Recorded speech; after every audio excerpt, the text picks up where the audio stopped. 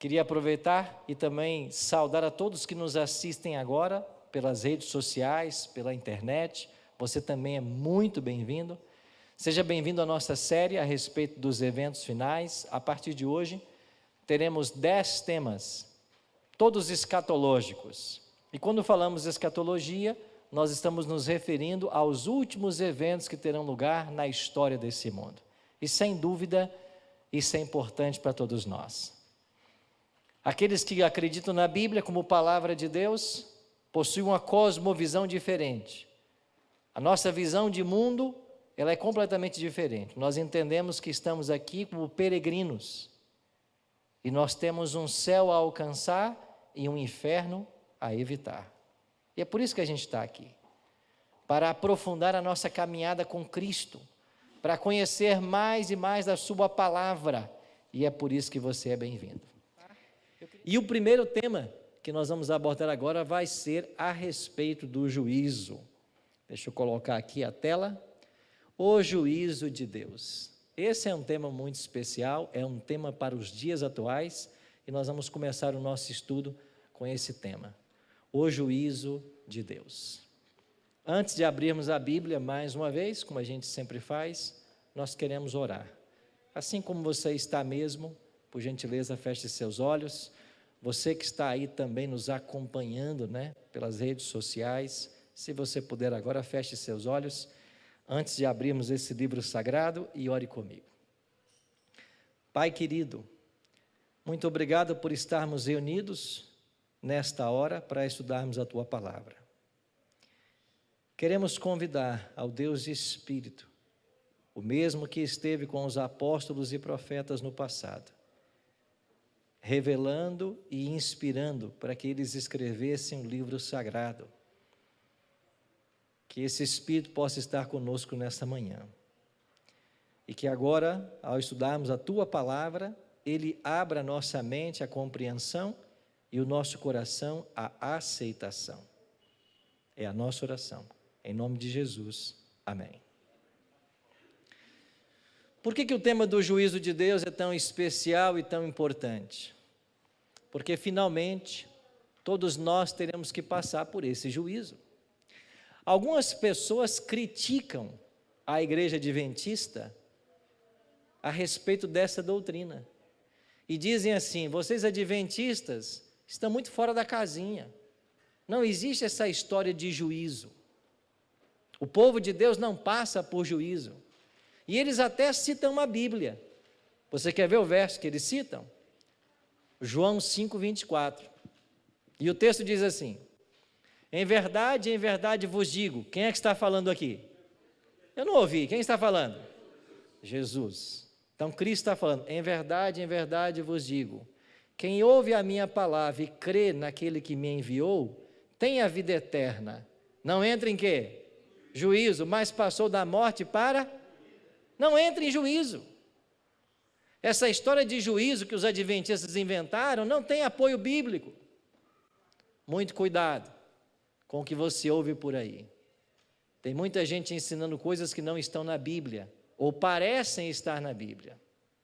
É por isso que é importante a gente sempre se aprofundar no conhecimento da Bíblia, e quando possível, um pouquinho no grego, um pouquinho no hebraico e um pouquinho no aramaico. Olha para o grego desse texto. O grego vai nos ajudar. Aquele que crê na minha palavra, naquele que me enviou, tem a vida eterna e não entra em juízo. A palavra juízo na língua grega é crisis. E a palavra crisis do grego pode ter duas traduções: julgamento ou condenação. Então a melhor tradução para esse texto não é juízo, mas é condenação. Assim como acontece na Almeida Revista e Corrigida e na Nova Versão Internacional. Eu vou ler para você agora o texto, como está na Nova Versão Internacional. Eu lhes asseguro, quem ouve a minha palavra e crê naquele que me enviou, tem a vida eterna e não será o quê? Condenado. Mas alguém, para não ser condenado e ser absolvido, tem que passar pelo quê? Pelo juízo. Então Cristo não está descartando o juízo, Cristo não disse que aqueles que creem nele não passariam pelo juízo, não seriam condenados, mas pelo juízo todos passarão. Pastor, até eu, até você, todos.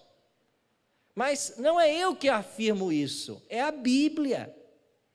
A Bíblia ensina que há um tribunal no céu. E esse tribunal, ele existe para quê? Para definir quem será salvo e quem será condenado.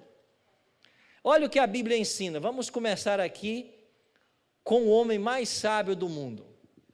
E a Bíblia diz assim: antes dele não houve e depois não haverá.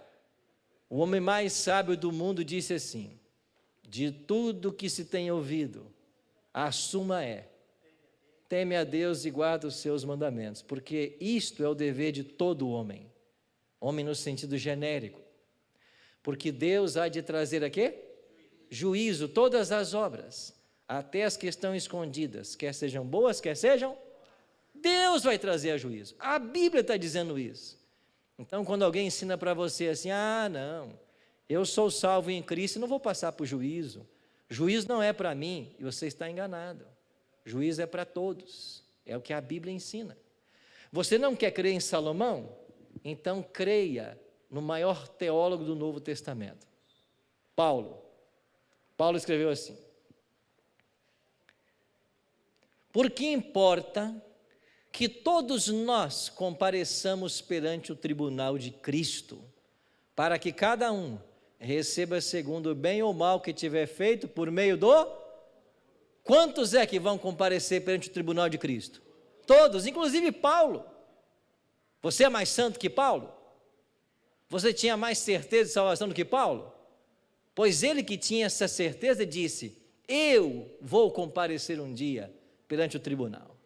Mas se você ainda não quer acreditar nem no homem mais sábio do mundo e nem no maior teólogo do Novo Testamento, e em Cristo você acredita?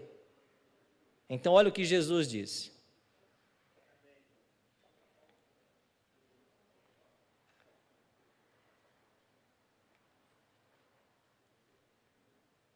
Mateus 12, 36 e 37. Digo-vos que de toda palavra frívola que proferirem os homens, dela darão conta no dia do juízo, porque pelas tuas palavras serás justificado e pelas tuas palavras serás condenado. E aí? Jesus falou que vai ter um juízo ou não? Então quem disse por aí que não, que nós não teremos um juízo, que isso é invenção dos adventistas, é porque não lê Bíblia. Basta ler Bíblia. Então todos nós um dia seremos julgados. Esta é uma realidade que a Bíblia apresenta para mim e para você. Agora, por que é que as pessoas não gostam desse tema? E por que muitos adventistas, inclusive, não gostam desse tema? Medo. Porque nós temos medo do juízo. E eu vou dizer para você por que nós temos medo, e temos com razão. Quando eu me batizei na igreja adventista com 13 anos, eu tinha um ancião que pregava aqui do púlpito o seguinte: aquele que se converte não peca mais. Quem peca é porque não se converteu ainda. Quem se converte não peca mais. Imagina um garotinho de 13 anos ouvindo isso, né? Mas você está entendendo? Quem se converte não peca mais. Um ancião pregar isso. Eu aprendi isso. Aí depois veio outro e disse assim: sabe como é o juízo? É uma lista que vai subindo no juízo lá no céu. E quando o seu nome passar, você vai ser julgado. E uma vez julgado, o seu caso está decidido. E pode ser que você esteja dentro da igreja já condenado, tentando o céu. Olha que doutrina terrível. E a gente tremia quando falava em juízo. Aí depois cantávamos aquele hino, né, que vai chegar o juízo final. E a gente se estremecia nos bancos. É porque a gente tem que lidar com o crescimento das pessoas. E todo mundo tem que crescer no aprendizado para ensinar de forma correta. Então nós temos que entender que não é assim que o juízo procede na Bíblia. Vamos responder algumas perguntas com base na Bíblia agora. A primeira delas, vai haver um juízo? Quem é o juiz? Deixe que a Bíblia responda. Daniel 7:9. Continuei olhando, até que foram postos uns tronos, e o ancião de dias se assentou. Sua veste era branca como a neve, os cabelos da cabeça como a pura lã. O seu trono eram chamas de fogo, e as suas rodas eram fogo ardente. Um rio de fogo manava e saía diante dele. Milhares de milhares o serviam, e miríades de miríades estavam diante dele. Assentou-se o quê? O tribunal, e abriram-se o quê? Os livros. A Bíblia fala de um juízo no céu, em vários textos. E nesse juízo, quem se assenta no trono como juiz é o próprio Deus. Deus é o juiz. Os críticos dizem assim: Deus não precisa de montar um tribunal para ser juiz, ele é onisciente. Como que onisciente, um ser onisciente, precisa fazer um juízo, se ele sabe o que vai acontecer, se ele sabe o futuro como o passado? É verdade, mas quem disse na Bíblia que o juízo é por causa de Deus? O juízo não é por causa dele. Na Bíblia, o juízo é por causa dos anjos. Os anjos precisam desse juízo. Por quê? Porque um dia, um dentre eles foi expulso de lá. E a partir dessa expulsão desse anjo, começou o que nós chamamos na história desse planeta de grande conflito. E esse grande conflito arrastou um terço dos anjos de Deus. Esse grande conflito tem arrastado milhares de seres humanos para a perdição. E esses anjos acompanham com expectativa o final do grande conflito. Mas para que Deus salve estes e condene aqueles, para que isso fique claro para o universo, na mente de cada anjo, Deus precisa de um juízo. Então o juízo não existe por causa de Deus, porque Ele é onisciente. Ele não precisa. O juízo existe porque o seu caráter foi colocado em xeque diante dos anjos. E para que os anjos tenham certeza de que eles temem e adoram um Deus verdadeiro, um Deus justo, um Deus que age com equidade, um juízo foi estabelecido. Então o próprio juiz é o ancião de dias. E quem é o ancião de dias em Daniel 7? É o próprio Deus. Deus se assenta no trono. Aí está o júri. E quem são as testemunhas? Milhares, milhões de anjos que estão ao redor do trono. Uma outra pergunta nós temos que responder: não pode haver juízo sem um réu. E quem é o réu? Olha o que diz a Bíblia, Romanos 3:23. Pois todos o quê? Pecaram e carecem, destituídos estão da glória de Deus. No capítulo 5, Paulo continua: portanto, assim como por um só homem, quem é esse homem? Adão. Assim como por um só homem entrou o pecado no mundo, e pelo pecado a morte também passou a todos os homens, porque todos pecaram. Quem é réu? O pecador, o ser humano. E quem é que acusa o pecador? Ah, tem um acusador. Apocalipse 12:10. Então ouvi grande voz do céu proclamando: agora veio a salvação, o poder, o reino do nosso Deus e a autoridade do seu Cristo, pois foi expulso o acusador dos nossos irmãos, o mesmo que os acusa de dia e de noite diante do trono de Deus. Quem é que está com o dedão apontado para você? Satanás. Ele é o acusador. Ele acusa você.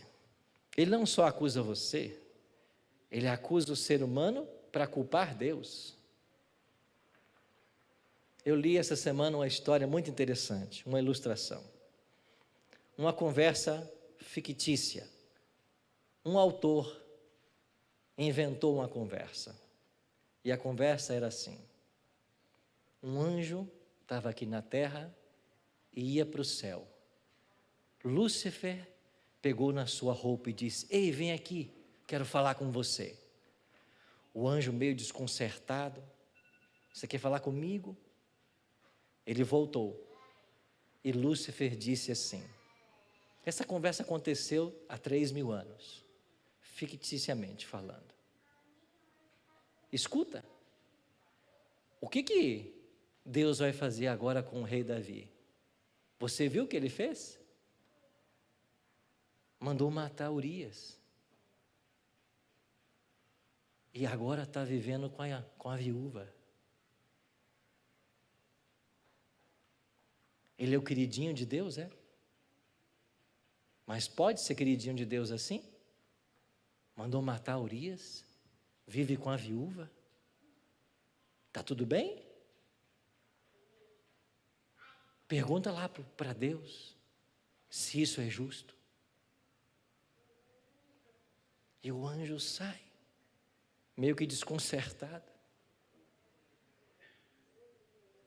Chega no trono e diz assim: olha, o diabo falou comigo ali embaixo. Ele falou uma coisa que eu não tive resposta. O que você vai fazer com Davi? Porque é justo ele ser o seu queridinho? Depois do que ele fez, ele está lá, vivendo com a mulher, a viúva. Viúva porque ele matou. Nessa ilustração, Deus vira para o anjo, põe a mão no seu ombro e diz assim: você ainda vai saber o final da história. Por enquanto, confie em mim. Está bem? E o anjo sai confortado. Sabe o que é juízo? É isso. É Deus dizer para o universo: espera um pouco, confia em mim, porque quando o juízo acontecer, você vai entender o porquê das coisas, e você vai entender por que ele é meu queridinho. Você entende por que tem que haver um juízo? Você entende por que Deus pode ser questionado por anjos em ter um pecador queridinho e condenar o outro à destruição eterna? Tem que haver. E quem é que acusa Deus? Satanás. Quem é que nos acusa? Satanás. É por isso que tem que haver um juízo. E nesse juízo, nós vamos ver agora como é que funciona. Ele tem uma norma. Essa norma tem que ser seguida. E qual é a norma desse juízo? Tiago 2,12. Falai de tal maneira, e de tal maneira procedei, como aqueles que hão de ser julgados pela lei da liberdade. E que lei da liberdade é esta? Basta você ler os versos 10 e 11. O verso 11 cita 2 mandamentos do decálogo. Lei da liberdade é a lei de Deus. Então qual será a norma do juízo? A lei de Deus. E você que nos acompanha pela internet, mais uma vez quero falar com você. Porque a norma do juízo é a lei de Deus. Sabe o que está acontecendo hoje? Um verdadeiro ataque à lei de Deus. E por que o diabo está levando muitos a atacarem a lei de Deus? Porque ele tira a norma do juízo.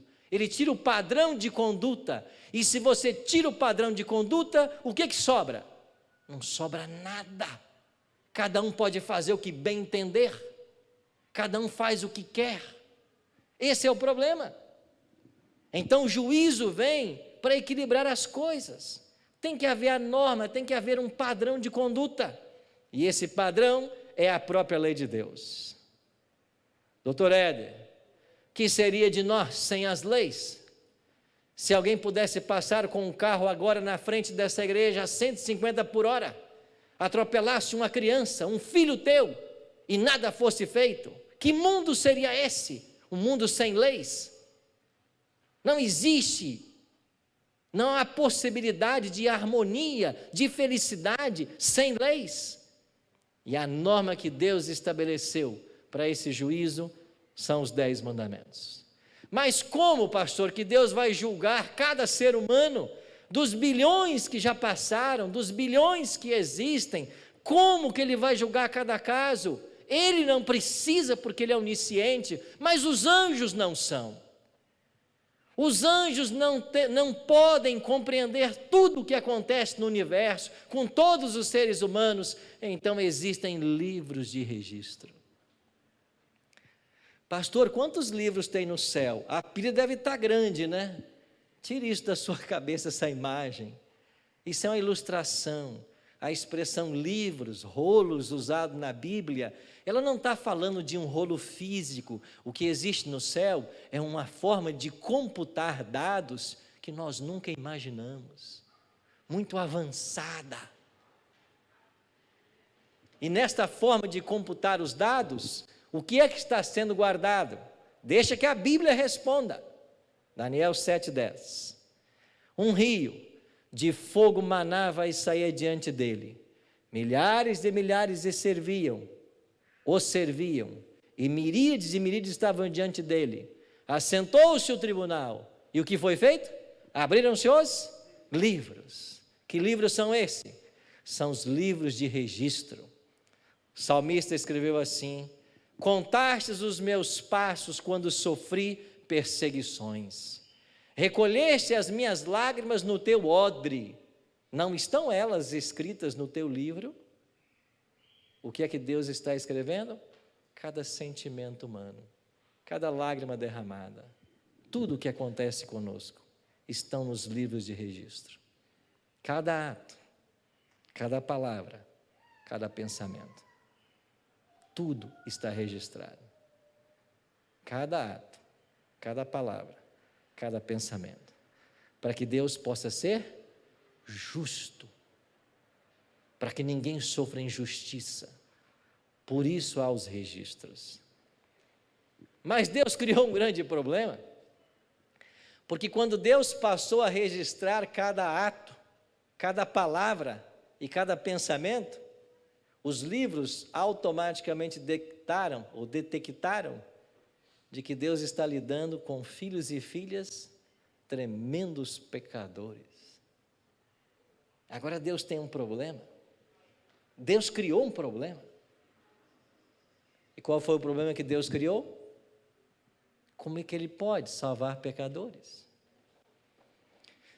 Ele só pode deixar entrar no céu as pessoas absolutamente perfeitas. Se houver uma só falha em nossa vida, nós estamos fora. Esta declaração que eu acabei de ler é 100% bíblica. E a teologia adventista ensina isso. Deus só pode levar para o céu pessoas absolutamente perfeitas. Porque se não for assim, o diabo vai ter razão. Você entendeu o problema que Deus criou? Agora, como que Deus resolve?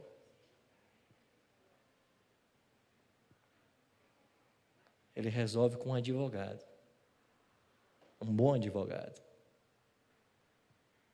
E a palavra de Deus diz assim: João, discípulo do amor, escreveu: filhinhos meus, estas coisas vos escrevo para que não pequeis. Qual é o ideal de Deus para mim e para você? Não pecar. João deixa claro isso. Mas João também está consciente da própria situação. Ele diz assim: se todavia, não é o ideal, mas se todavia alguém pecar, nós temos o quê?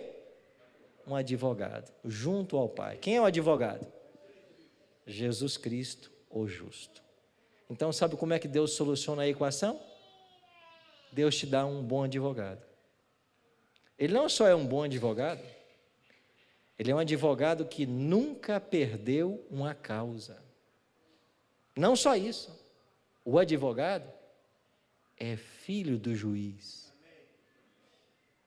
E você acha que o juiz vai querer condenar o cliente do filho dele? Não. Então, como Deus soluciona o problema de ter que levar pessoas perfeitas para os céus? Ele dá o advogado. Vamos entender melhor isso na Bíblia? Vamos para Paulo? Paulo é tremendo. Paulo é o maior teólogo que existe no Novo Testamento. E Paulo diz assim, Romanos 3, visto que ninguém será justificado diante dele, de Deus, porque, irmãos, obras da lei, em razão de que pela lei vem o quê? O pleno conhecimento do pecado.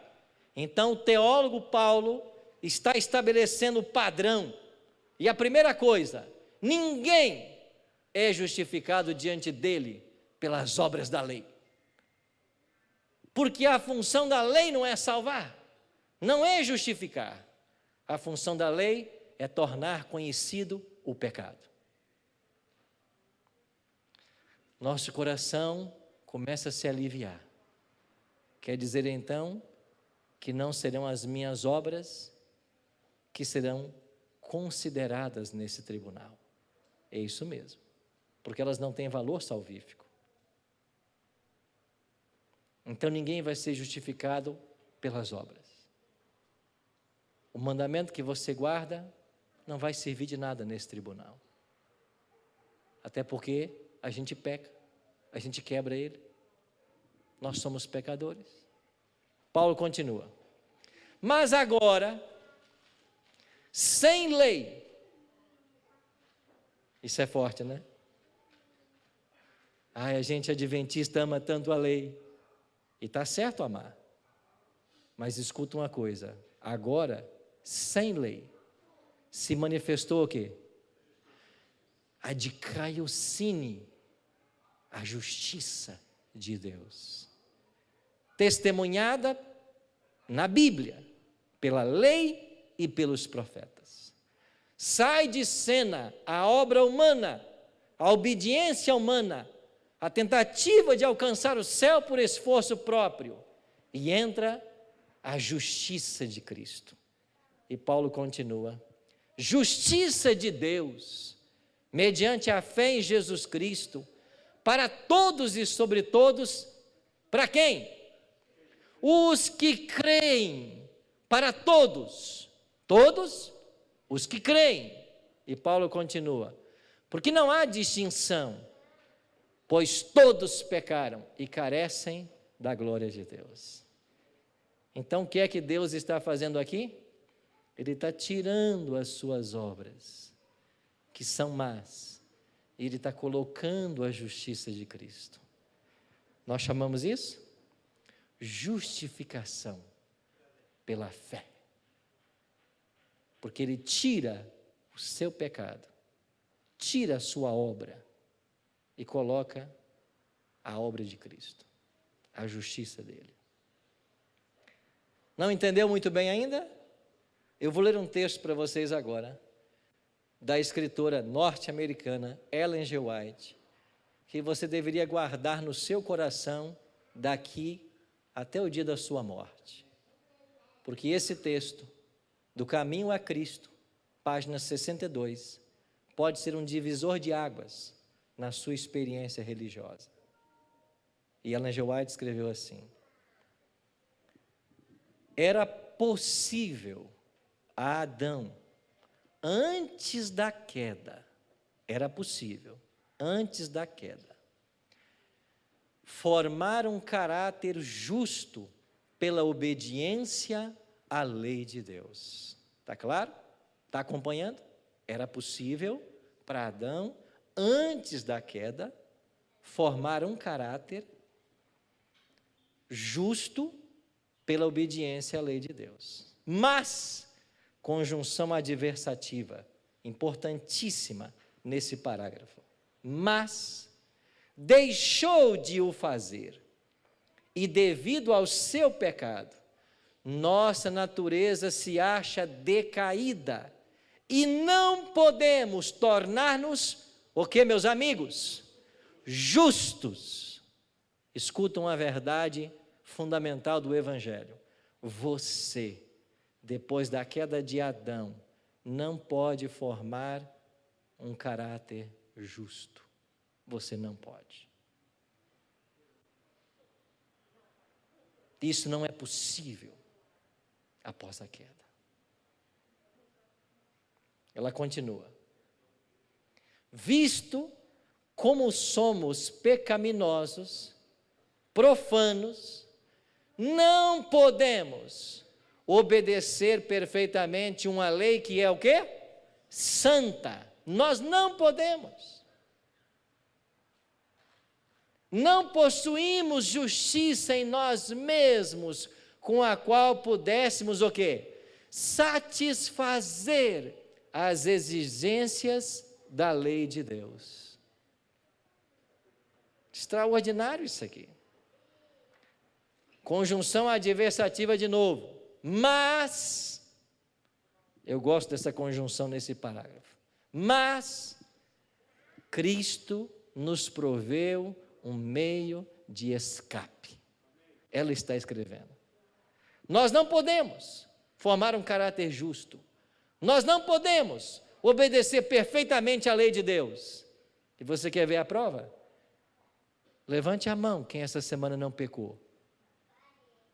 Levanta. Estou esperando. Levanta.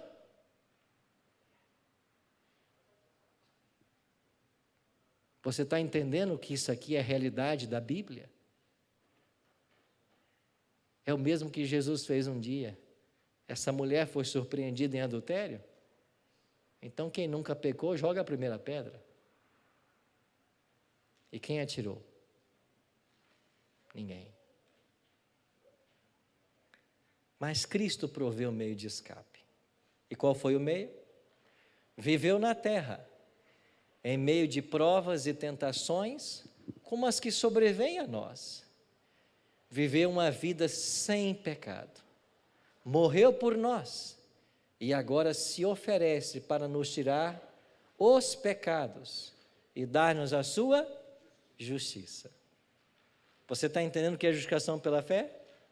Ele pega os seus pecados e dá a justiça dele. É uma troca. E ela conclui: se vos entregardes a Ele e o aceitardes como vosso Salvador, sereis então, e só então, por pecaminosa que tenha sido a vossa vida, Davi, que mandou matar Urias, que ficou com a viúva, que teve filhos com ela, por mais pecaminosa que tenha sido a vossa vida, considerados justos por causa dele, não por você, não porque você guarda sábado, não porque você dá dízimo, não porque você não mata, não porque você não adultera, não, esquece isso, é por causa dele. O caráter de Cristo substituirá o vosso caráter e sereis aceitos diante de Deus exatamente como se não houvesseis pecado. Amém? Quando nós chegarmos diante do tribunal de Cristo e o diabo nos acusar e apontar assim para o pastor Arilton e dizer assim: não, pastor Arilton, esse aí? Eu sei de coisas dele, eu sei, ele fez isso, ele fez aquilo, o meu advogado vai dizer assim: é verdade, ele fez, mas você está vendo aqui as minhas mãos? O preço do pecado que ele cometeu, eu paguei, e ele se arrependeu, ele fez, mas ele se arrependeu. É por isso que eu vou salvá-lo. Você está entendendo? O advogado faz isso. A única solução que você tem, que eu tenho, é esse advogado. A única. Porque você vai comparecer no tribunal como? Do jeito que você é? Com as coisas que você faz, que ninguém sabe? Com as coisas ocultas, que ninguém sabe? Pastor Disseu não sabe? Pastor Arilton não sabe? O primeiro ancião não sabe? Mas está lá registrado. Você vai comparecer? Você está perdido. Mas se você vai com o advogado faz o quê? Tira a sua culpa. Apresenta a sua justiça. Agora, a única solução é você se agarrar a esse advogado. Só tem essa saída. Pastor, e o que esse advogado pede em troca? Ele pede uma coisa em troca. O que o Senhor pede em troca da justiça que Ele vai dar para você não ser condenado no tribunal, mas ser absolvido e ter a vida eterna? Qual é a única coisa que Ele pede para você? Eu vou mostrar uma foto e você vai dizer o que é. Ele pede isso.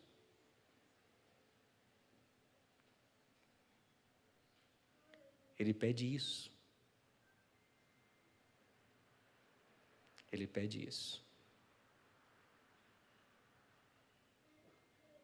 Você tem que crer. Crer nele, como seu advogado. Ah, pastor, eu não creio na Bíblia, não creio em Jesus, não creio em nada. Direito seu. O fogo te aguarda. Não, pastor, eu creio na Bíblia, eu creio em Deus, e eu creio em Jesus como meu advogado. O céu te aguarda. Ele só pede isso. Você tem que crer. Quanto tempo você tem? O juízo já começou. Ele está em andamento. Mas você não sabe quanto tempo você tem. Nem eu sei. Sabe por quê? Porque nenhum de nós pode garantir que amanhã vai estar vivo. E se nós não sabemos quanto tempo tem, a decisão mais sábia que nós podemos tomar é o quê? Nos colocar nas mãos desse juiz, desse advogado, e pedir que ele interceda por nós. E quando a gente faz isso, a sua vida de pecado, que só você conhece, ela é descartada. E a pura vida que Jesus levou, sem nunca ter pecado, é colocada a seu crédito. E quando o ancião de dias, que é o Pai, olhar para você diante do tribunal de Cristo, Ele não vai ver nem as suas boas obras, nem as suas más obras. Ele vai ver a pura justiça de Cristo. E como Ele não pode condenar Jesus, que nunca pecou, você é salvo por tabela. Você é salvo por causa dele.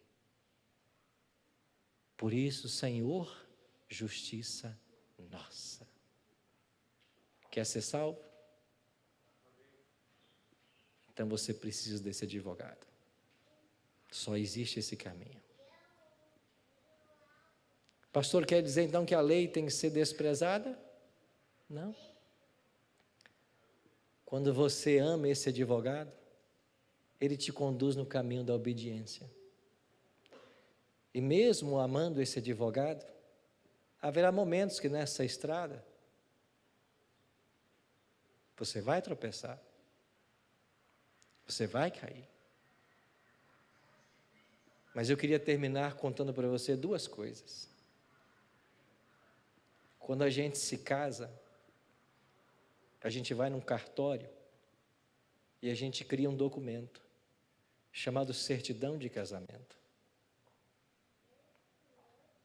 Mas às vezes que você briga com a sua esposa ou com seu esposo,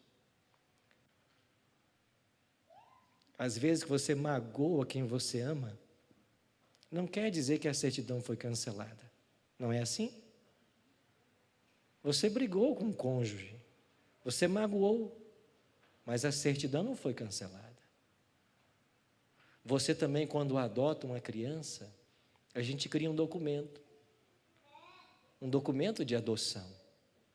E quando essa criança que foi adotada desrespeita você, faz coisas que você como pai e como mãe não gosta, isso não quer dizer que a certidão de adoção foi rasgada. Então, quando você se entrega a Cristo, e às vezes que você peca, que você sai do caminho, que você se afasta, não quer dizer que a salvação foi acabada. Não quer dizer que você foi rejeitado. Sabe o que o pai faz? O pai vai lá, levanta você e diz assim: vamos de novo, eu vou te ajudar na caminhada. E sabe quantas vezes essa história vai se repetir? Até que ele volte. Vai se repetir até que ele volte. E se você acha que você é muito santo, que você nem peca, é porque você está muito longe dele. Porque todo aquele que anda perto de Jesus não vai ver pecaminosidade nos seus irmãos, vai reconhecer a sua própria. E quanto mais perdoado nós somos, mais nós amamos. Isso é o Evangelho. Você tem medo do juízo? Não. Você tem que ansiar para que ele chegue logo. Porque quando ele chegar, nós seremos absolvidos e declarados salvos por toda a eternidade. E os anjos terão 1000 anos para olhar todos os registros daqueles que forem condenados, para saber que Deus foi justo. E então os anjos saberão de que Deus, quando salvou esse e condenou aquele, foi justo, agiu com equidade, agiu com amor. É como aquele rei que baixou um decreto no seu reino de que quem cometesse um crime deveria ter seus olhos vazados. E de repente o chefe da guarda se aproxima do rei e disse: rei, nós encontramos o primeiro criminoso, ele tem que ter os seus olhos vazados. Mas a notícia não é boa. O primeiro criminoso que nós pegamos foi o seu próprio filho. E o que fazer agora, rei? E o rei diz: vamos cumprir a lei. O crime foi cometido, os olhos têm que ser vazados. Mas não vazem os olhos do meu filho, vazem os meus. A lei vai ser cumprida. Vazem os meus olhos. Foi isso que Jesus fez. O homem pecou, tem que morrer. Que não morra ele. Eu morro. Eu vou descer. Isso é juízo. Você teme o juízo? Você devia amar o juízo. Essa doutrina é fundamental da Bíblia. Porque quando ele chegar, nós seremos absolvidos. Não com base na minha vida, na minha história, com base na história dele. Talvez muitos nesta hora tenham que repensar sua religião, para entender o verdadeiro sentido de ser cristão. Não é se relacionar com uma igreja, com uma instituição, não é estar atrelado apenas a normas, é se relacionar com uma pessoa, Cristo, Senhor, justiça nossa. Vamos orar, pedindo a bênção de Deus sobre nossas vidas. Senhor, louvado e exaltado seja o teu nome, por tão grande salvação que nos foi oferecida. Nós queremos estar, bom Deus, debaixo do manto protetor, debaixo da tua justiça, para que no tribunal celeste sejamos absolvidos e salvos por toda a eternidade. Entendemos nessa manhã que o Senhor pede de nós apenas uma coisa: que nós creiamos. Por isso, planta, Senhor Deus, em cada coração agora, a semente da fé, que ela se desenvolva, que a nossa relação contigo se aprofunde, e que o Senhor nos prepare a todos para a tua breve volta. É a nossa oração, em nome de Jesus. Amém.